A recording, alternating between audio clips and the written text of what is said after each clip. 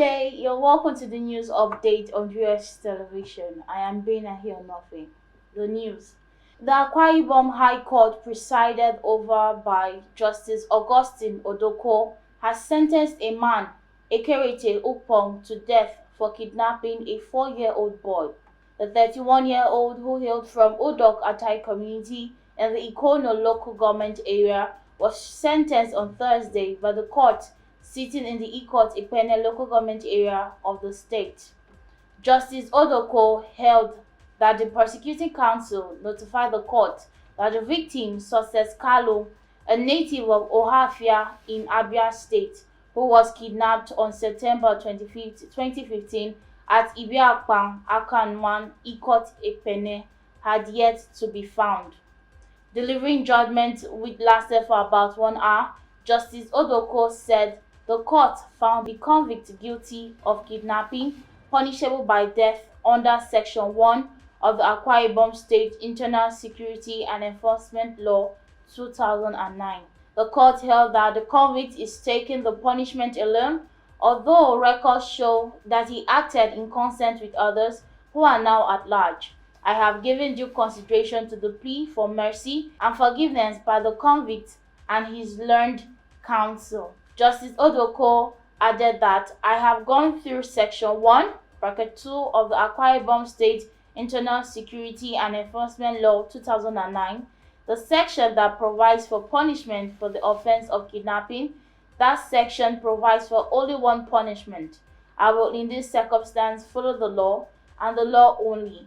The sentence of this court against the convict is death. The officials of the Nigerian Correctional Service, Ikot-Ipene, whisked the convict away as he wailed uncontrollably. Gunmen have attacked Tiegbe community in Basa local government area of Plateau State and killed several people.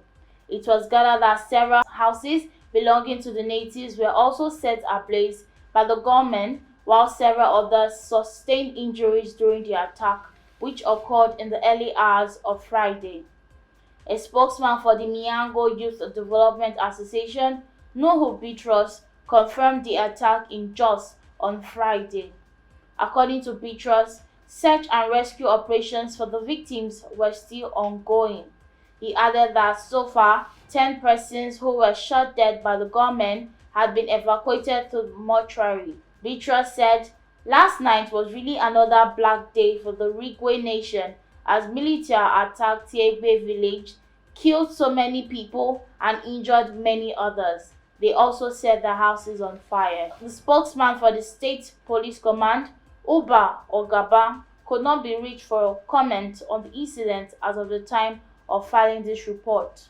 Moving on, the Senate on Thursday said it had asked the management of the Federal Character Commission to react in writing to the secret recruitment being allegedly carried out by federal ministries, departments, and agencies. The chairman, Senate Committee on Federal Character Commission and Intergovernmental Affairs, Senator Danjuma La'a, stated this in an exclusive interview in Abuja. He said the FCC management was also expected to show documentary evidence that there was a circular from the head of service which placed an embargo on employment. La'a added that the FCC was asked by his committee to provide details of the recruitment exercise carried out so far since the supposed embargo and the criteria used in filling vacant positions. He said the information from the FCC would enable his panel to take a decision on the way forward and how to ensure provision of jobs to the teeming unemployed graduates in the country. The senator said, "We have sent an official letter to the FCC and we are still expecting them to give us details of the information we requested from them." La'a on Wednesday raised the alarm that some officials of the Federal Civil Service were engaging in secret recruitment while claiming that there was embargo on employment. He therefore challenged heads of the various federal ministries and agencies to provide evidence that there was an official circular placing embargo on employment. He stated this when he defended the 2022 budget report before the appropriation panel of the Red Chamber. Governor of the Central Bank of Nigeria (CBN), Mr. Godwin Emefiele, yesterday launched the Apex Bank's 500 million naira Tertiary Institutions Entrepreneurship Scheme (TIES). Speaking at the launch of the scheme in Abuja, Emefiele said the intervention will create an enabling business environment that supports innovation. It would also enable the youth to unleash their entrepreneurial potential by redirecting their focus from seeking white-collar jobs to embracing a culture of entrepreneurship, he said. He urged government at all levels to evolve policy measures to support entrepreneurial development among the youth in the country.